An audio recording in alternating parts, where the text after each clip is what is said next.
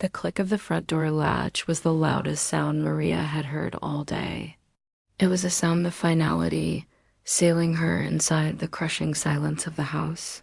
For 2 days, this silence had been held at bay by a clumsy shuffling buffer of sympathy. Neighbors arrived with casseroles and sorrowful eyes. Distant relatives, unearthed by the news of a death, offered awkward hugs that smelled of mothballs and stale perfume. And then there were her aunts and uncles, their faces arranged in masks of solemnity that never quite settled right. Now they were all gone. The platitudes had been offered, the duty performed, and Maria was left alone with the silence, a living thing that pressed in on her from all sides. She stood motionless in the entryway, the wool of her black funeral dress scratching at her skin.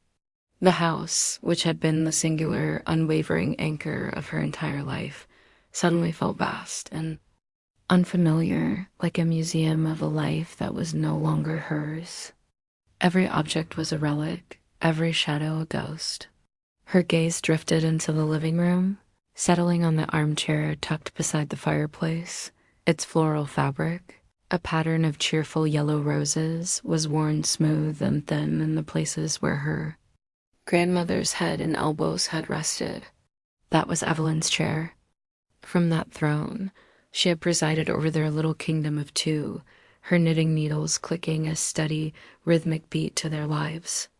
Maria could picture her there now, her silver hair pulled back in a neat bun, her hands gnarled with arthritis, but still impossibly graceful, moving with a purpose that seemed to hold the world together. Drawn by the memory, Maria crossed the room and sank into the chair's worn cushions. They sighed under her weight, releasing a faint, familiar scent of lavender potpourri and old books. Maria closed her eyes, letting the memories wash over her. She remembered being a little girl, curled up at Evelyn's feet on a thick rug, tracing the patterns in the carpet while her grandmother read aloud from The Secret Garden. She remembered being a teenager, sprawling on that same rug, complaining about high school drama while Evelyn listened, her knitting never ceasing, her presence a silent testament that no problem was too big or too small to be heard. Evelyn had taken her in after the accident that hazy, nightmarish time when Maria was 8, and the world had dissolved into a blur of flashing lights and incomprehensible whispers. Evelyn's home was the only solid thing in a world turned to water. She never treated Maria like a burden. She treated her like a gift. You and me, kiddo, she'd say, we're a team. Pushing herself up, Maria wandered into the kitchen, the heart of the home. The chill of the linoleum seeped through her thin stockings. Sitting on the counter was her grandmother's recipe box, a worn wooden thing overflowing with index cards covered in her elegant looping script. Maria slid it open and pulled one out. Grandma Evia's famous apple pie, it read. The card was stained with ancient drops of cinnamon and vanilla. Tucked in the corner, a handwritten note. Secret ingredient, a dash of cider vinegar in the crust. Don't tell John. He'll say I'm ruining it. A sad smile touched Maria's lips as a memory surfaced, sharp and clear. She was 12, standing on a stool in this very kitchen, covered in flour. Evelyn was showing her how to crimp the edges of the pie crust, her warm, papery hands guiding Maria's clumsy fingers. Patience and a firm hand, Maria, she had said, her voice warm as the oven. That's all you need for a good crust and for most things in life, really. That was Evelyn. Every action was a lesson, every recipe a piece of philosophy. Now, the kitchen was just a room. The stove was cold. The recipe box was just a box. The ache in Maria's chest, a dull, constant throb for 2 days, sharpened into a piercing agony. This was real. She was gone. She made her way to her grandmother's bedroom and pushed the door open. The scent of lavender was stronger here. Everything was neat, tidy, and heartbreakingly empty. On the nightstand sat a silver-framed photo of the two of them at Maria's recent law school graduation. They were both beaming, Evelyn's arm wrapped tightly around Maria's shoulders, her face, though lined with age, shining with a pride so fierce it seemed to radiate from the picture. Her grandmother had been her compass, her true north. She was the one who, after every nightmare, every failure, every heartbreak, would say, "Inside you is the strength of a dragon, Maria. Don't you ever forget it." Maria sank onto the edge of the bed, the mattress dipping in the spot that was hers for so many years. She picked up the photo, her thumb stroking the cool glass over her grandmother's smiling face. The dragon felt very far away now. She was lost in a cold, silent forest, with no map and no guide. She was utterly and terrifyingly alone, asterisk the doorbell chimed, a cheerful two-note sound that was grotesquely out of place in the funereal quiet of the house. The sound sliced through Maria's grief, pulling her from the bedroom and back into the cold reality of her new life. She flinched, her entire body tensing. She knew with a certainty that settled like a stone in her stomach who was on the other side of that door. For a fleeting moment, she considered not answering, just staying hidden in the quiet grief of Evelyn's room.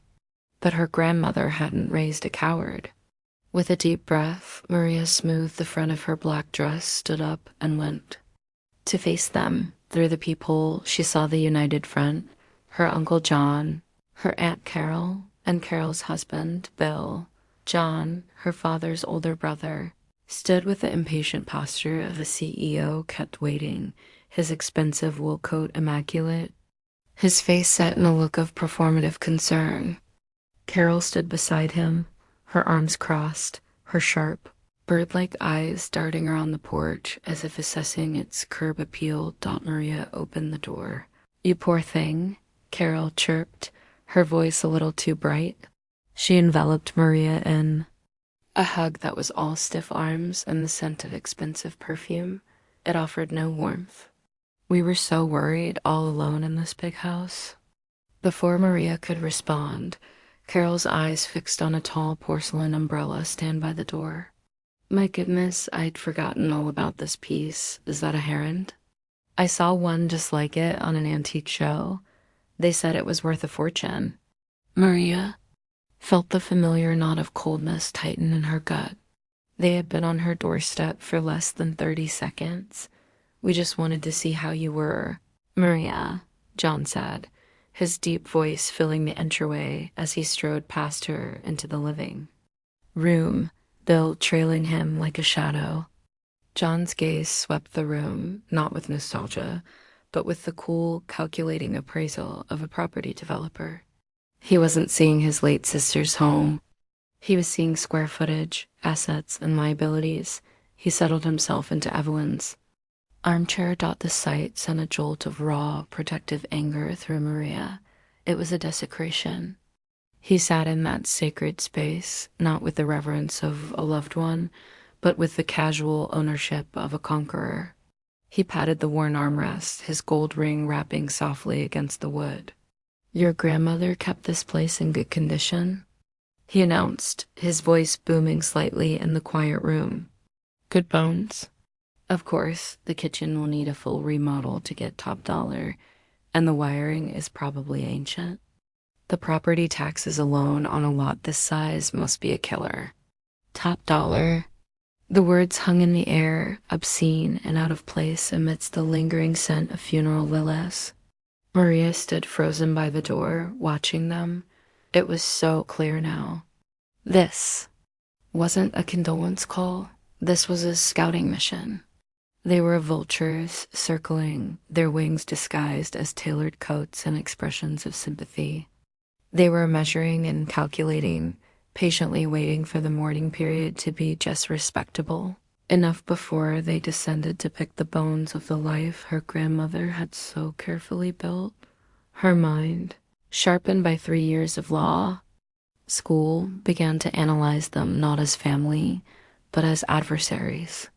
John was the front man, using the language of practicality and financial sense to mask his avarice.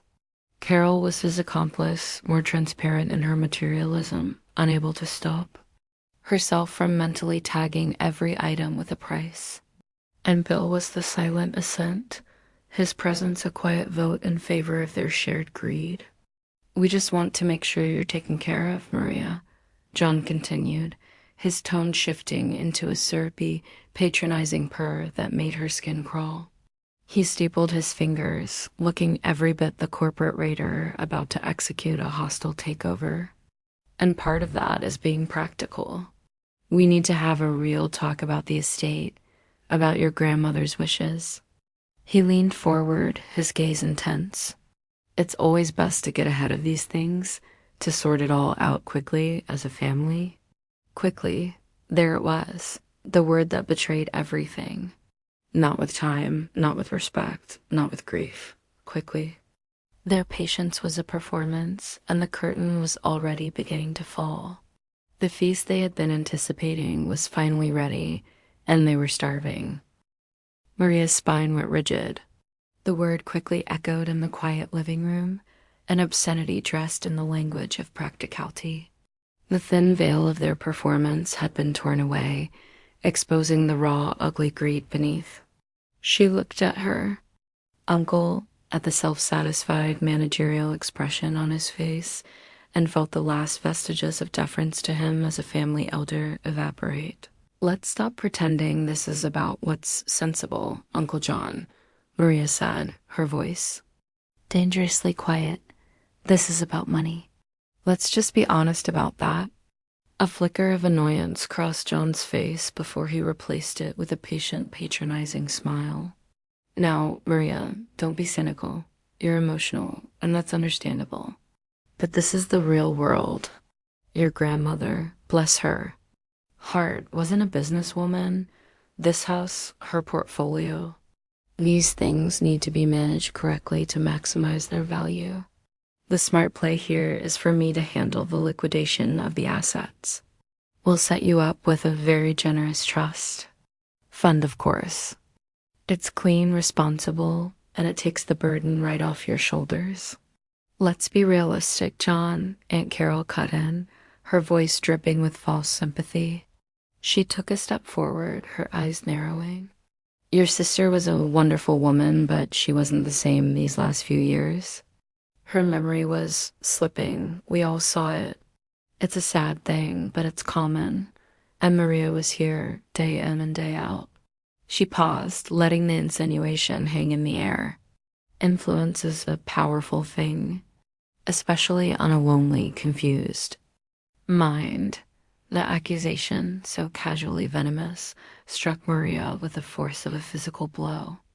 It was an attack not just on her integrity, but on the brilliant, sharp mind of the woman who had raised her.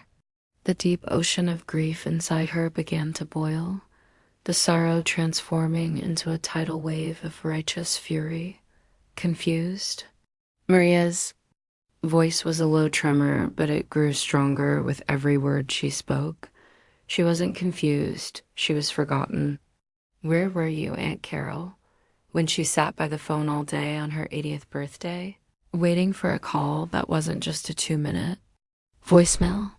Where were you on Christmas when she was here alone because you and your family were skiing in Aspen?" She turned her blazing gaze on John. "And you. You want to talk about burdens?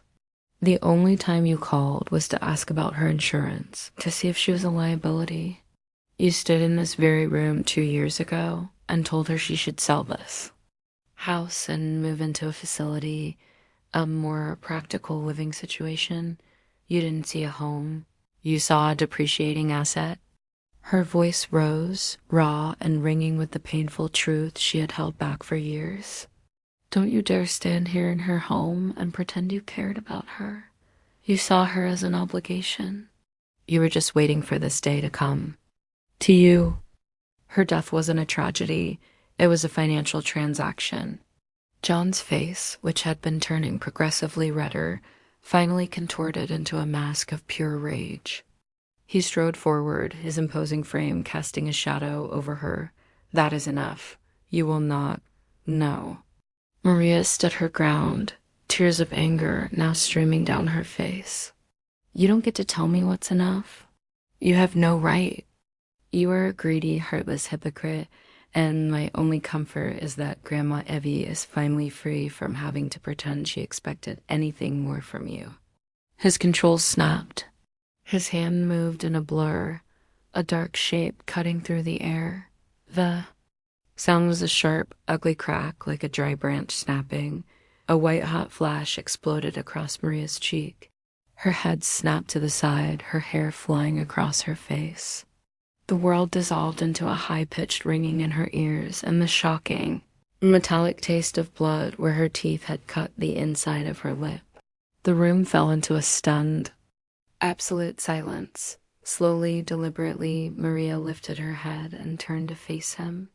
Her cheek was on fire, a throbbing testament to the war he had just declared. But the tears were gone, burned away by the force of the blow. Her eyes were clear, cold, and utterly transformed. The grieving girl was gone. In her place was a lawyer, an adversary, a fighter. She met her uncle's shocked, panting gaze, and in the terrifying calm of her own, he saw his mistake. He hadn't silenced her. He had just shown her exactly who he was, and exactly what she had to do. The ringing in Maria's ears slowly subsided, replaced by the sound of her Uncle John's heavy, ragged breathing. The violent energy of the slap seemed to have shocked him as much as it had her. He stood over her, his hand hanging limply at his side, his face a model canvas of shock and fury. Aunt Carol stared with wide, unblinking eyes, her hand covering her mouth. It was John who broke the spell. He took a staggering step back, his face hardening as he scrambled for justification, for a way to reframe his violence as discipline. "That's what you get," he stammered, his voice hoarse. "That's what you get for that kind of blatant disrespect. This family ... my sister's family ... will have order." He fumbled for the handle of his briefcase, a man desperate to retreat to a world of contracts and numbers where emotions could be controlled. "We're done here. You'll be hearing from our lawyer." He turned and marched out of the house, not looking at her again. Carol, after a moment's hesitation, shot Maria a look that was a toxic cocktail of fear and resentment before scurrying after him with Bill in her wake. The front door slammed shut, the sound of final, violent severing of familial bonds. Maria didn't move. She stood in the center of the living room, her cheek a universe of throbbing pain. She slowly raised her fingers to the spot, the skin already feeling hot and swollen. She walked on unsteady legs to the ornate mirror in the hallway, the one her grandmother had loved because it made the whole room feel bigger. She stared at her reflection. A pale, dark-haired girl looked back, a girl she barely recognized. A vivid crimson handprint was blooming on her cheek. It was ugly, a mark of violation. But as she stared at it, the shame she thought she would feel never came. Instead, the mark began to feel like something else entirely. It was a brand. It was a promise. It was the first casualty in a war she hadn't asked for, but one she would now be damn sure to win. A few days later, the air in the law offices of Vance and Associates was thick with a tension so palpable it felt like a change in barometric pressure. Maria sat on one side of a vast, polished mahogany conference table. On the other side sat John, Carol, and Bill. A united front of simmering hostility. At the head of the table was Arthur Vance, a man in his late 70s with kind, weary eyes and a tweed jacket that seemed permanently molded to his shoulders. He had been Evelyn's lawyer for nearly 40 years, but he had also been her friend. He had attended Maria's high school graduation party in Evelyn's backyard. He was the one who wrote Maria's letter of recommendation for law school. His presence was a small, steady comfort in the frigid room. Arthur cleared his throat and slid on a pair of reading glasses. "We're here for the reading of the last will and testament of Evelyn Rose Miller," he began, his voice calm and steady, a rock in a stormy sea. He read through the initial legal clauses with a practiced cadence, his eyes occasionally flicking up to gauge the room. Finally, he reached the dispositive provisions. "All my tangible property, my financial accounts, my stocks, bonds, and all real estate holdings, including the property at 15 Elm Street," he read, his voice clear and unwavering, "I bequeath wholly, and with the entirety of my love, to my granddaughter, Maria Elena Miller." Arthur paused, took a breath, and read the final personal addendum Evelyn had insisted he include. Double quotes, ... to my granddaughter Maria, who became the daughter of my heart and the caregiver of my twilight years. It is my deepest wish that she use these gifts not as a crutch, but as a foundation upon which to build a life of integrity, compassion, and unwavering strength. Be happy, my dear girl. You have earned it. A sound like a kettle boiling over came from Aunt Carol. This is an absolute farce. John roared, his fist hitting the table with a deafening boom. My mother was not in her right mind. She was a sick, elderly woman, and this girl took advantage of her. This is a textbook case of undue influence. The will was executed 18 months ago, John, Arthur said, his voice dropping its gentle tone and taking on a hard legal edge. I was the primary witness. Your mother was lucid, sharp, and entirely adamant about her wishes. She was of perfectly sound mind, and we will prove otherwise. Carol shrieked, her voice cracking with fury. We'll get doctors' records, we'll get testimony. We are contesting this fraudulent document, and we are suing you. She pointed a trembling, manicured finger at Maria. You are a manipulative, greedy little snake, and you will not get away with this. John stood up, leaning his knuckles on the table and fixing Maria with a glare of pure hatred. This is your last chance. Agree to a reasonable settlement now, or we will drag you through a legal battle so expensive and so ugly it will destroy you. This is a declaration of war. Maria looked from her uncle's contorted face to the gentle, loving words of her grandmother's. Well, she felt Arthur Vance's steady, supportive presence beside her. She looked back at John, the fading bruise on her cheek a dull, defiant ache. Her voice, when she spoke, was perfectly calm. I accept. The bravado Maria had wielded like a shield in Arthur Vance's office began to feel impossibly heavy in the days that followed. It was one thing to declare her intent to fight.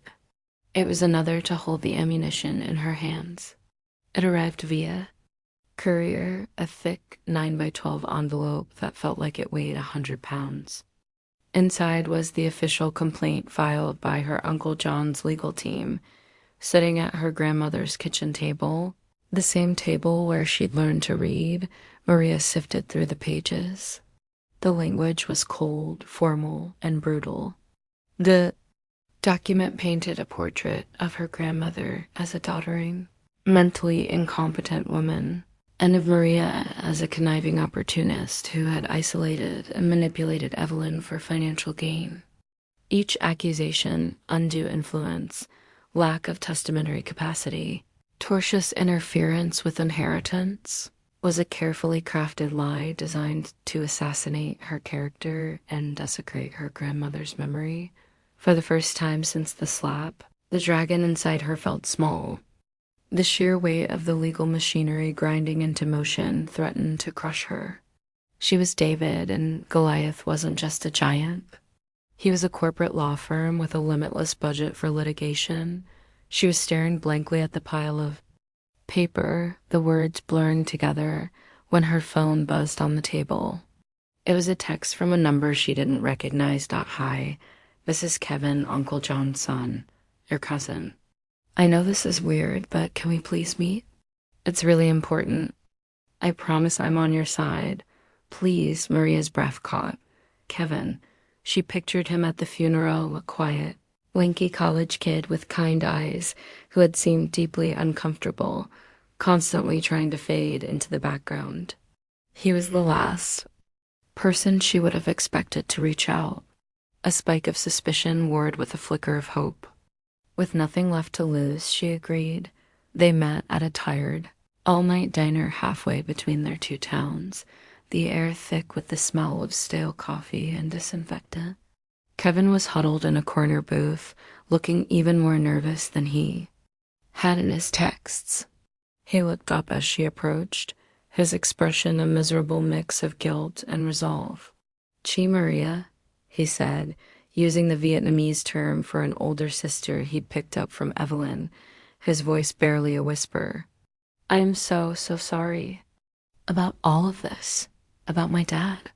"It's not your fault, Kevin," Maria said gently, sliding into the vinyl seat across from him. "But it feels like it is," he confessed, staring into his lukewarm water. "I hear them at night. They talk about it like a business deal, a hostile takeover. There's no sadness, no anything. I heard what my dad did at the house. He shook his head, unable to finish. "Aunt Evie was always so good to me. She was the only one who took my art seriously. She bought me my first real set of charcoal pencils.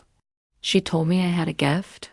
He finally met her eyes, and in them she saw the same genuine affection she'd felt from her grandmother. "I can't be a part of what they're doing to her memory," he said. He reached into the pocket of his hoodie and slid a small black flash drive across the Formica tabletop.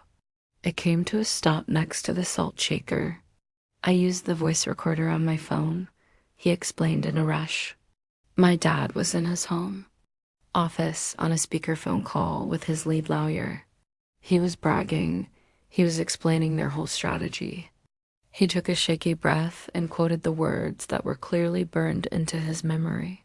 He said, "Look, the will itself is solid. Our angle is attrition. We bury her in motions, depositions, legal fees. She's a kid fresh out of school. She run out of money and emotional energy. She have no choice but to accept a lowball settlement just to make the bleeding stop.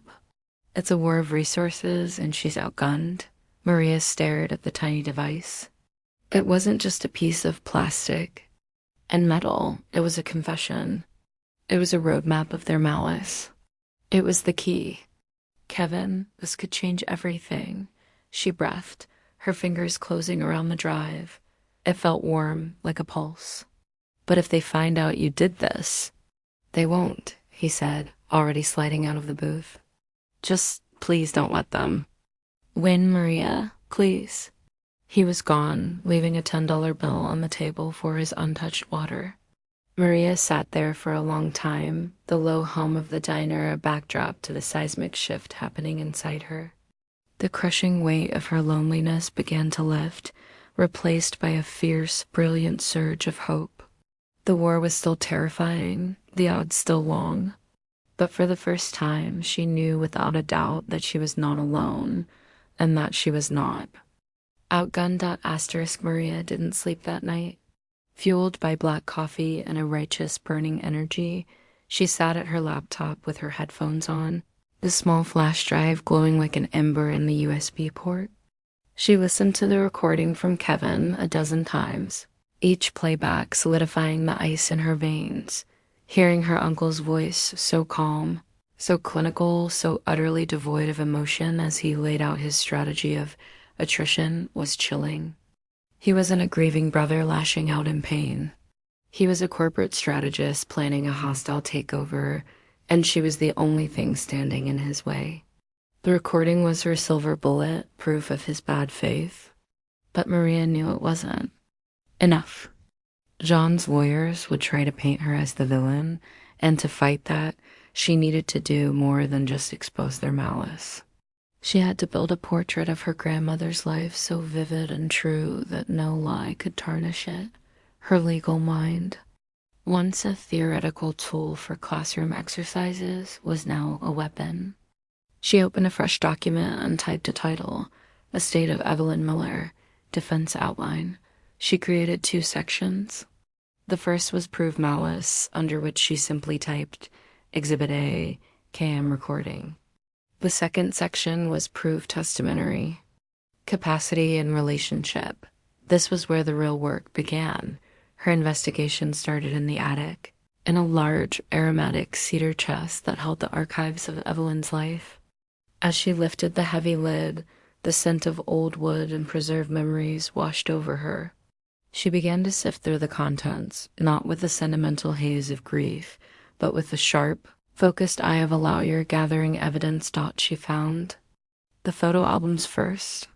She laid them open on the dusty floorboards, creating a timeline of love and neglect. There were dozens of photos of just her and Evelyn, Christmases, 4th of July barbecues, a trip to the Grand Canyon. On the back of one photo, the 10-year-old Maria, covered in mud, Evelyn had written, "My Little Adventurer." June 1999. On a framed photo from Maria's law school graduation, a small brass plate was engraved, "My Counselor. I'm so proud. Love, Grandma Evie." The story the photos told was in the consistency of her presence and the stark, glaring absence of anyone else. For the last 15 years, her aunts and uncles were ghosts, appearing only in the occasional awkward, large group photo at a wedding or funeral. Next, she found a box of greeting cards.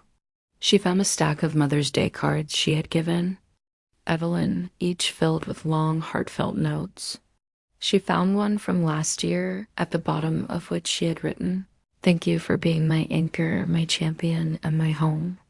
I love you more than words can say." Tucked behind it, she found the card Evelyn had received from Uncle John for her 80th birthday. It was a generic, store-bought card with a picture of a golf course on it. Inside, beneath the printed platitude, was a simple, sterile signature, "All the best, John." Maria placed the two cards side by side. The contrast was damning. The most powerful discovery came last.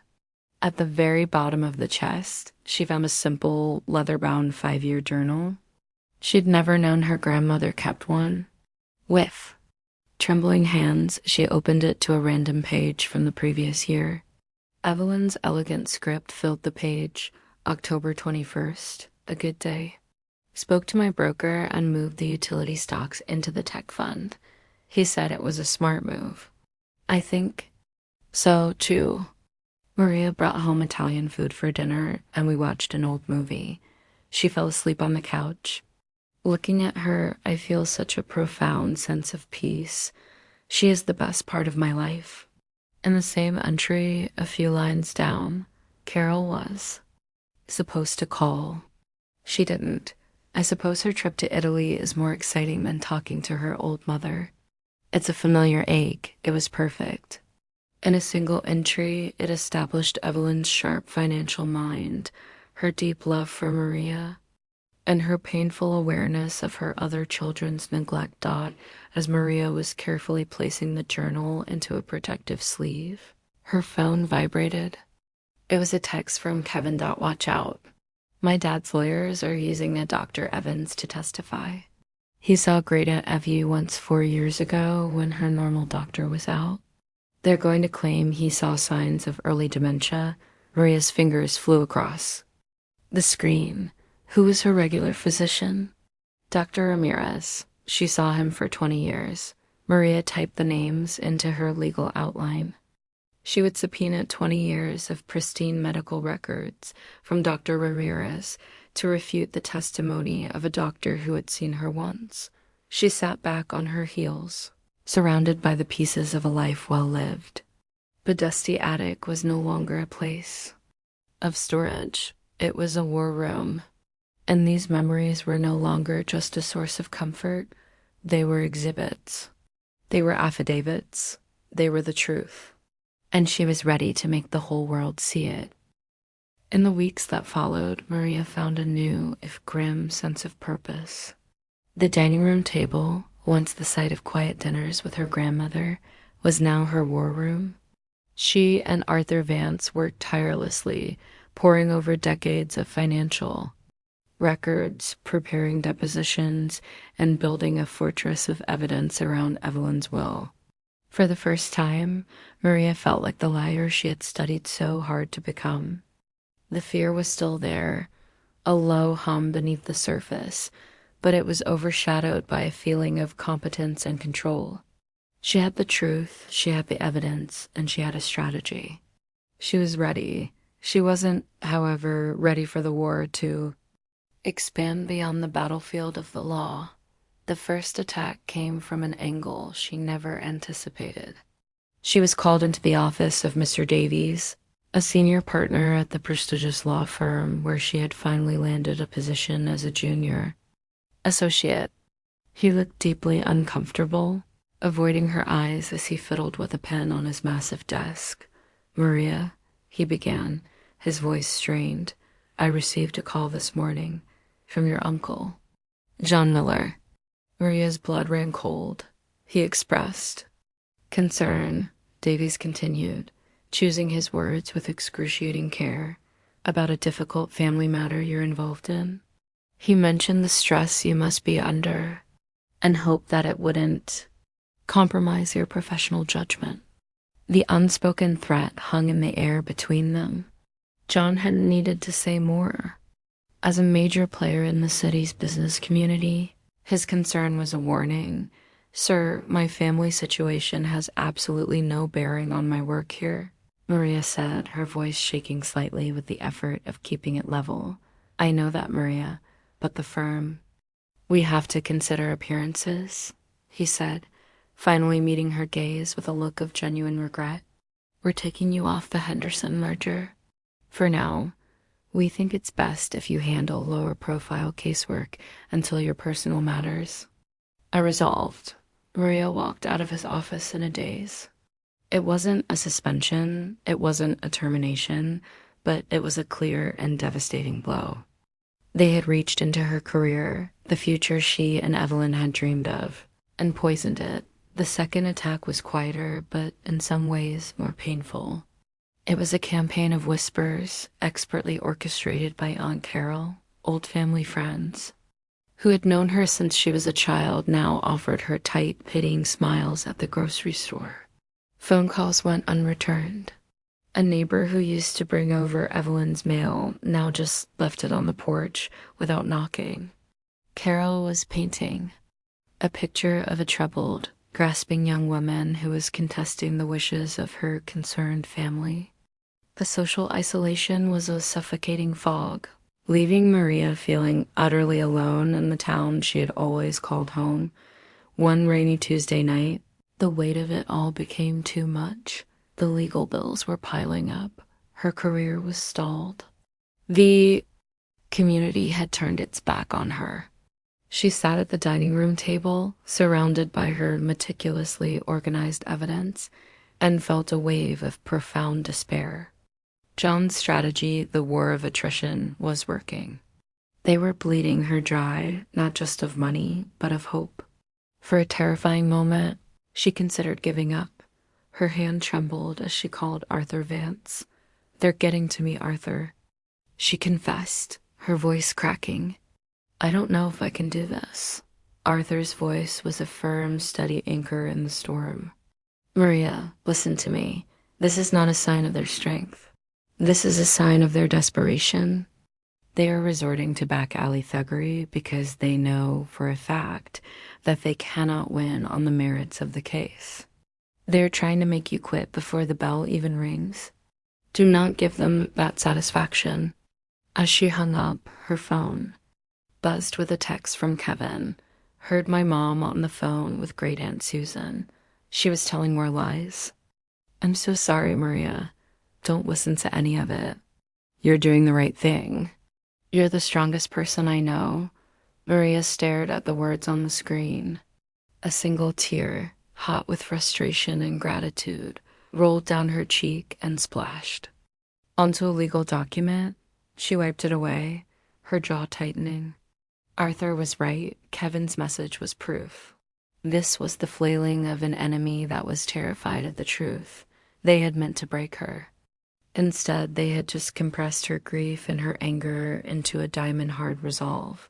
They wanted a war of attrition? Fine. She would endure. She would not just win. She would outlast them. The courtroom was a world of polished wood, hushed tones, and a gravity that seemed to press down on Maria's shoulders.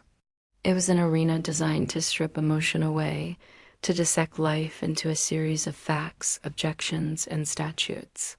Maria sat beside Arthur Vance at the defense table, her hands clasped tightly in her lap, her back ramrod straight. Across the aisle, her uncle and aunt sat with their high-priced lawyer, looking confident, righteous, and completely at ease. For a moment, the sheer, intimidating formality of the place made her feel small again. Then she felt the phantom ache in her cheek and remembered why she was there. The plaintiff's case was a masterclass in manipulative theater.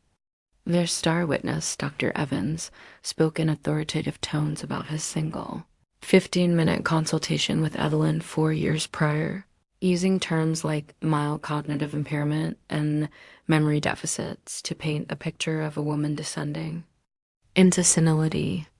Aunt Carol took the stand next, dabbing at her dry eyes with a silk handkerchief as she spun a heartbreaking tale of a loving daughter, kept at a distance by a controlling and possessive niece.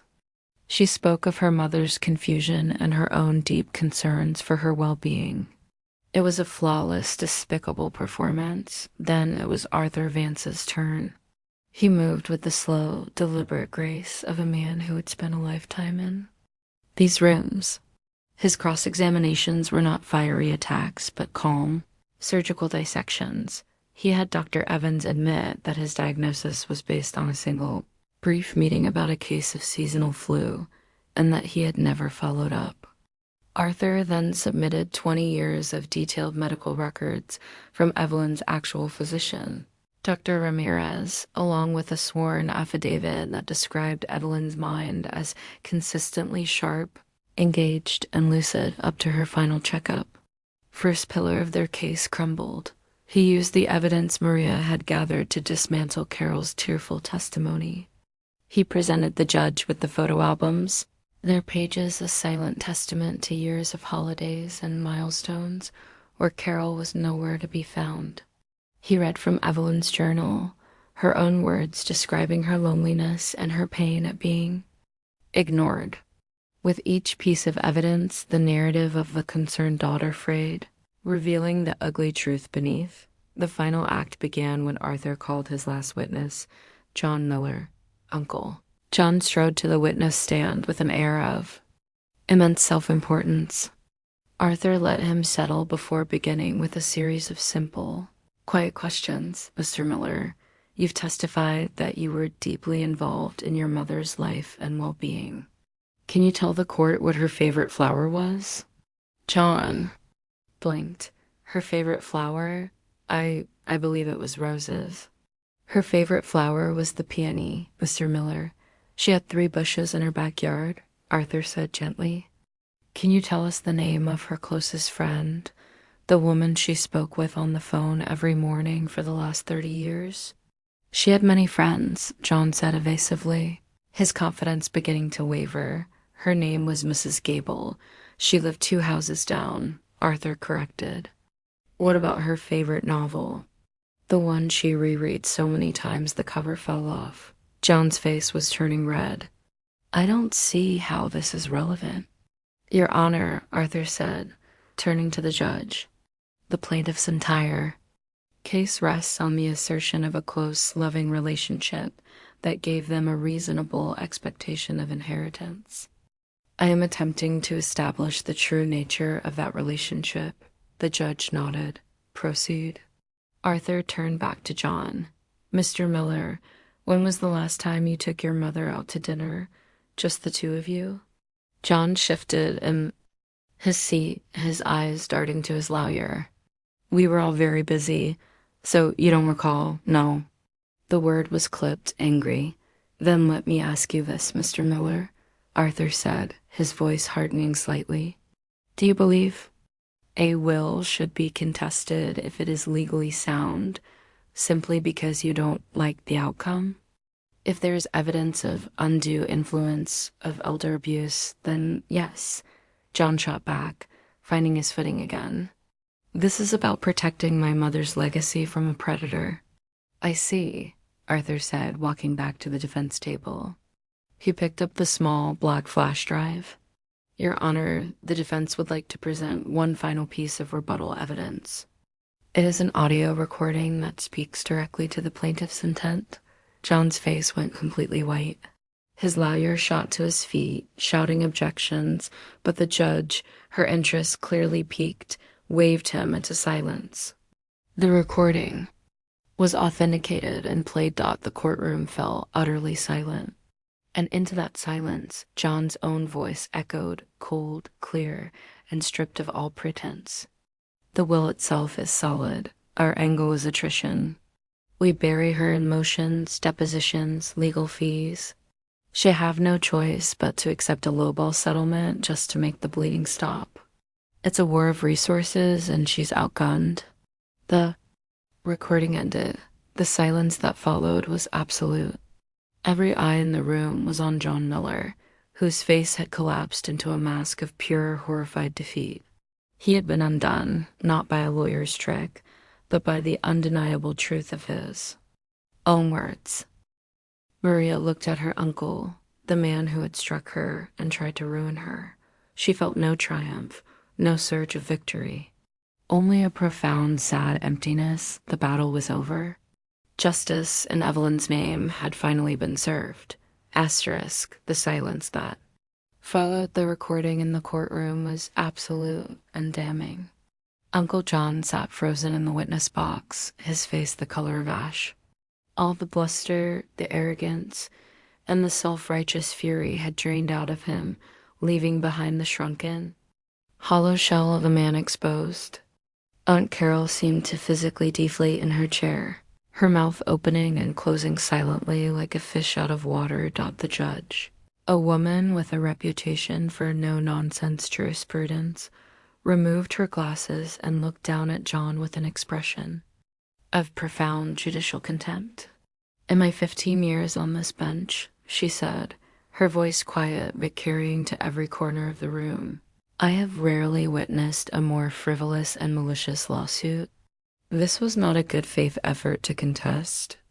Oh well, this was an attempt to use the judicial process as a tool of extortion and harassment against a grieving family member.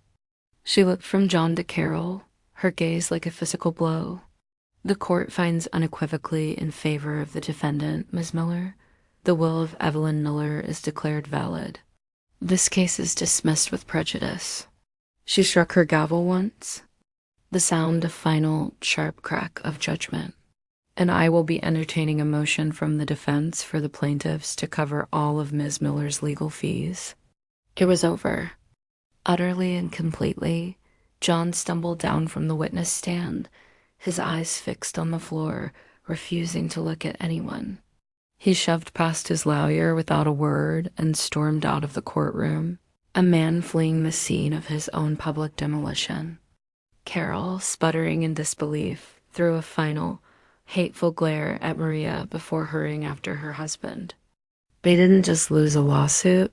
They had lost their carefully constructed facade of respectability in the most public way imaginable.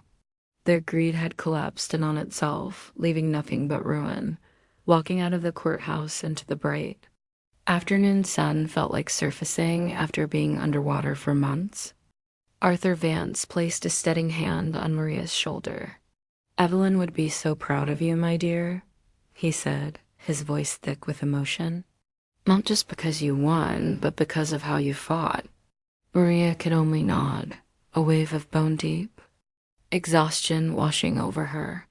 There was no elation, no triumphant surge of adrenaline. There was only a quiet, hollow relief. The war was over, but the wounds still ached. On the drive home, she called Kevin. He picked up on the first ring. We won, Kevin, she said, her voice tired but clear. It's over, I know. I saw my dad's car peel out of the courthouse parking lot, he replied. There was a tense pause. Maria, he knows it was me. What happened? She asked, her heart sinking. He was waiting for me when I got home from class. He just ... looked at me. He said, my own son. Then he told me to pack a bag and be out by the end of the day. He said I wasn't his son anymore. Oh, Kevin, Maria breathed, pulling the car over to the side of the road. I am so sorry. This is all my fault. No, he said, his voice surprisingly firm. It's not. It's his fault. For being the man he is. I chose to do the right thing. I'd do it again. Another pause. I just don't know where I'm going to go. Yes, you do, Maria said without a second's hesitation, a new clarity cutting through her exhaustion. You're coming here.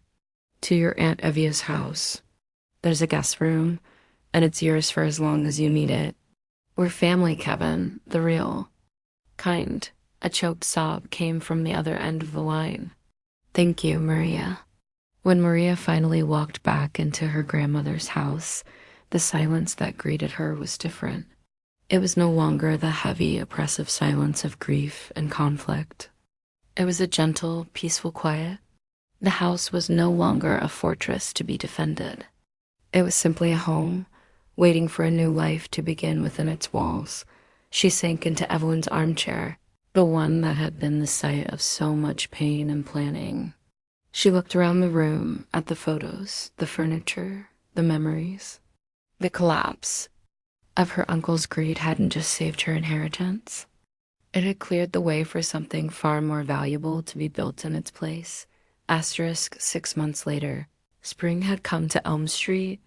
The brutal chill of winter had given way to a gentle warmth that coaxed the tight buds of Evelyn's beloved peony. Bushes to unfurl.